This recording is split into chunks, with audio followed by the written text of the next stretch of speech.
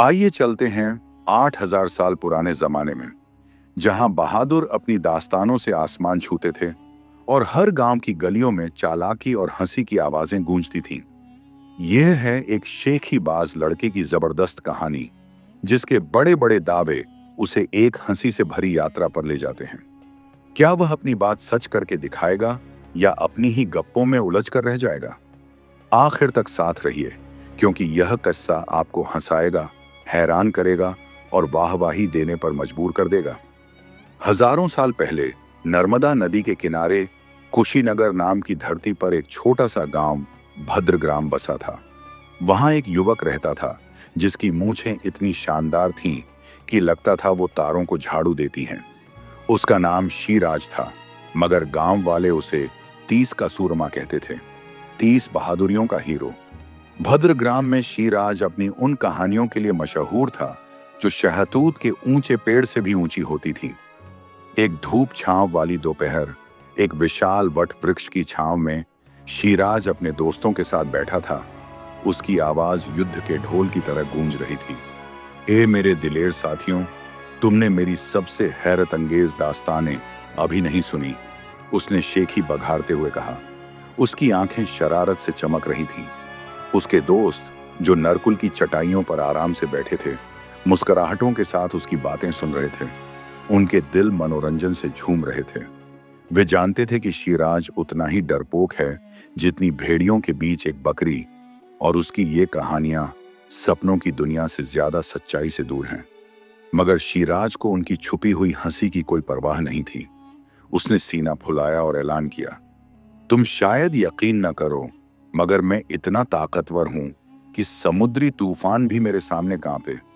अगर मैं अपनी बाहों में वट वृक्ष को पकड़कर खींचूं, तो वो जमीन से उखड़कर बाहर आ जाएगा, जैसे डरा हुआ सारस।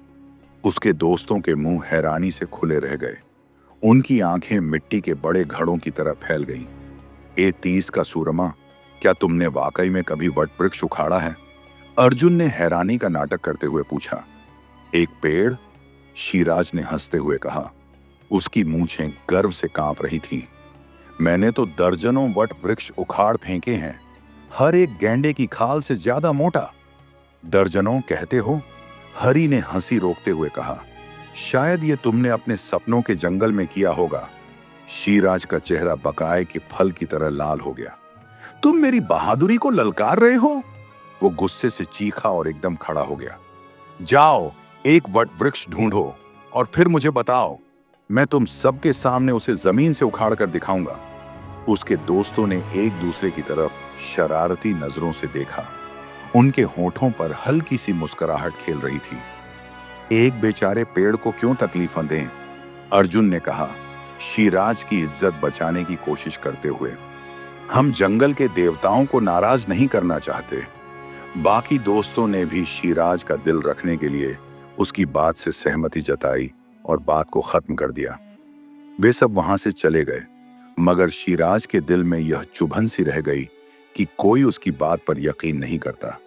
उसने संकल्प लिया, मैं उनके सामने वट वृक्ष उखाड़कर सबको चुप करा दूंगा। अगली सुबह शीराज निकल पड़ा। उसके पत्ते की जूतियों की आवाज जमीन पर छप छप करती रही। उसने हर राहगीर से पूछा, वट वृक्ष कहाँ उगता है? आखिरकार एक बूढ़े घुड़सवार ने उसे एक दूर जंगल में एक बहुत बड़े पेड़ के पास ले जाकर दिखाया। उसका तना 12 आदमियों के हाथ जोड़ने से भी मोटा था और उसकी जड़ें जमीन में दैत्याकार सांपों की तरह गड़ी हुई थी। शीराज का दिल धक से बैठ गया। उसका सारा जोश खत्म हो गया, जैसे पत्थर की सिल मिट्टी में धंस जाए।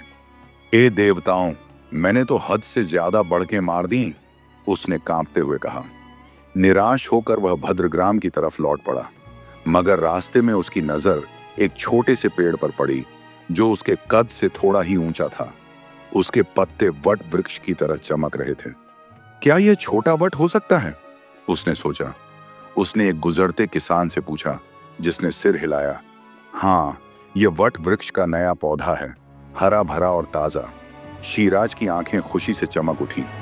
उसने पौधे को पकड़कर जोर से खींचा, मगर वह जमीन से टस से मस न हुआ। निराश होकर वह उसकी छांव में बैठ गया। उसका दिमाग तेजी से चल रहा था। अचानक उसके दिमाग में एक चालाक ख्याल आया। वह गांव के बुजुर्ग बुद्धिमान के पास पहुंचा और उससे जड़ों को नुकसान पहुंचाने वाले कीड़ों के बारे में चुपके से सवाल किए। उसकी सलाह से लैस होकर वह जंगल में घूमा और सड़ी हुई लकड़ी के टुकड़ों से एक बोरी में दीमकें इकट्ठा कर लाया। उस शाम उसके दोस्तों ने उसके हाथ में बोरी देखी। यह क्या है शिराज? उन्होंने हंसते हुए पूछा। बहादुरी की बोरी? शिराज ने बस रहस्यमयी अंदाज में मुस्कुराया और कहा, देखते जाओ ये शक करने वालों। सुबह सवेरे वह बोरी लेकर पौधे के पास पहुंचा और बड़ी सावधानी से उसकी जड़ों के पास की मिट्टी हटाने लगा। अपने पत्थर के कुल्हाड़ी से उसने नाजुक जड़ों पर वार किए और उन्हें कमजोर कर दिया। फिर बड़े दिखावे से उसने बोरी खोली और दीमकों को जड़ों पर डाल दिया, उन्हें अपना काम करने दिया। वह हर रोज वहां जाता और दीमकों की मेहनत देखता, यहां तक कि जड़ें भूसे की तरह हल्की हो गईं। आखिरकार शिराज ने अपने दोस्तों को बुलाया। आओ मेरी जीत का तमाशा देखो, उसने ऊंची आवाज में कहा और उन्हें पौधे के पास ले गया। वे सब उस छोटे से पेड़ को देखकर हंसने लगे। यह वट? हरी ने हंसते हुए कहा। तुमने तो एक टहनी ढूंढ ली, 30 का सूरमा। मगर शिराज पर कोई असर नहीं हुआ। उसने अपनी बाहों को जोर से झटका, गहरी सांस ली और पौधे के तने को अपनी बाहों में जकड़ लिया। एक जबरदस्त खींचाई के साथ उसने जोर लगाया। उसका चेहरा लाल हो गया, उसकी मांसपेशियों में खिंचाव आ गया। दीमकों से कमजोर जड़ें हिल गईं और पेड़ जमीन से 1 इंच बाहर आ गया। शिराज ने और जोर लगाया, जोर से चीखते हुए। अचानक उसे अपनी टांगों पर तेज चुभन महसूस हुई। दीमक। डर कर वह पीछे हटा, कीड़ों को झाड़ते हुए।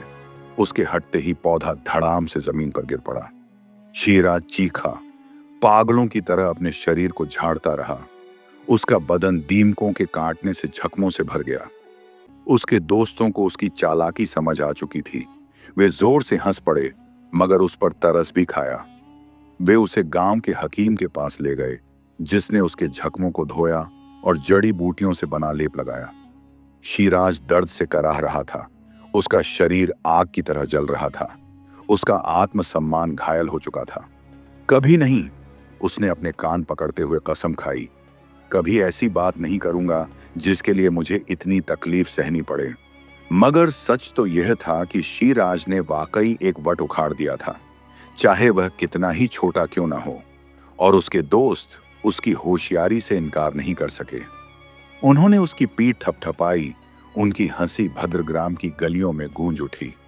ए 30 का सूरमा, उन्होंने कहा, तेरी कहानियां हम सबसे ज्यादा लंबी उम्र पाएंगी। शिराज की इस दिलचस्प रोमांच की कहानी के बारे में आप क्या सोचते हैं? अपनी राय जरूर साझा करें और आपकी खुद की कहानियां भी ऐसी ही दिलेर हों।